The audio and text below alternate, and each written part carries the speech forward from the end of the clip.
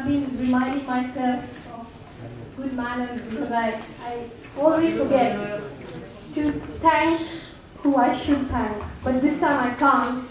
Because before I say anything else, I want to say thank you to Penguin. You really, I think there was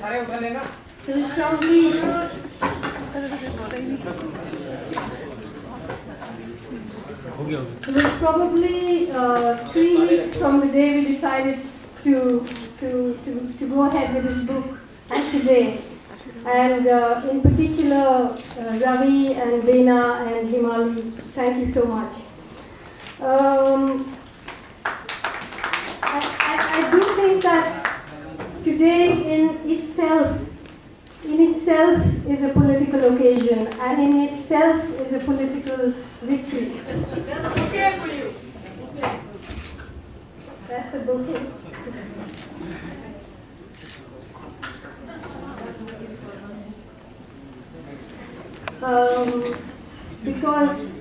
Because there have been people who have fought a very long and pretty frightening and pretty lonely battle for many, many years, and now finally it's out in the open and it's out in the mainstream. I do want to mention here Nirmalangshu and Tripta Wahi and Sonia Jabbar, all of whom are contributors to this book as well and are in the audience, and I'm sure will take questions if they are asked. Now,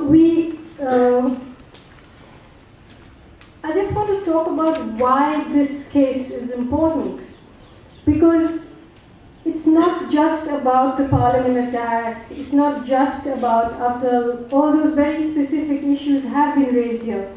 But really, it is about what kind of society would we like to live in now and in the future? What role do we see for ourselves and all the various institutions of this democracy? Because in this Parliament attack, you see very clearly the parts played by the judiciary, by the police, by the security apparatus in Kashmir, by the mainstream media, by the mob, and by all of us individually and in separate ways in our silences and in our speaking out. And also today we are playing a part. Also today, even though I have to say that the media has played an extremely corrosive part in this whole build-up to the hanging of, the death sentence of Muhammad Afzal. But today, it's true that all the articles in this book have also been published in the mainstream press. And it is that space that we seek to expand. It is those journalists whose conscience one is appealing to. Because we are today, read the newspapers, and we are today run by a judiciary. I don't think there could be any country in the world that has so much news about court judgments. So we have a judiciary that micromanages our lives. We have an economic system in place now which is really turning India, not Delhi, certainly not in the areas around Habitat Center, but the vast parts of the rest of India becoming a police state. I don't think we all know that we have the highest number of custodial deaths in the world, or the fact that India has refused to sign any international covenants on torture. So we are becoming a militarized police society.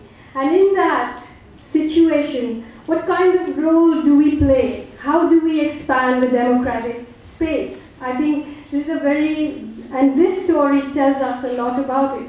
For example, the day after the Parliament attack, when the special cell arrested S.A.R. Gilani, from that day onwards, there was such a deadly game that was played out, which was that the special cell put out propaganda of the most abominable sort, which was disseminated by even the respectable mainstream newspapers and television channels in this country.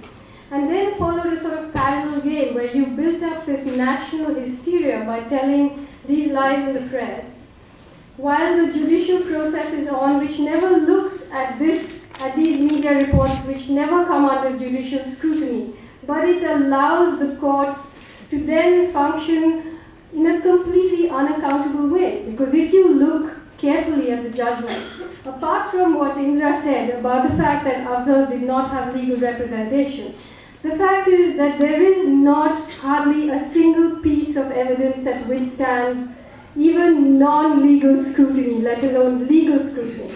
So the courts have admitted that there have been instances of fabricated evidence, evidence that's been tampered with, phone records that are false, seizure memos, arrest memos, material, discrepancies. All that is admitted, but nothing is done about it because there's an ideological war going on parallelly in the press and in the public. And that ideological war, eventually the Supreme Court says that it has no direct evidence against Afzal, only circumstantial evidence.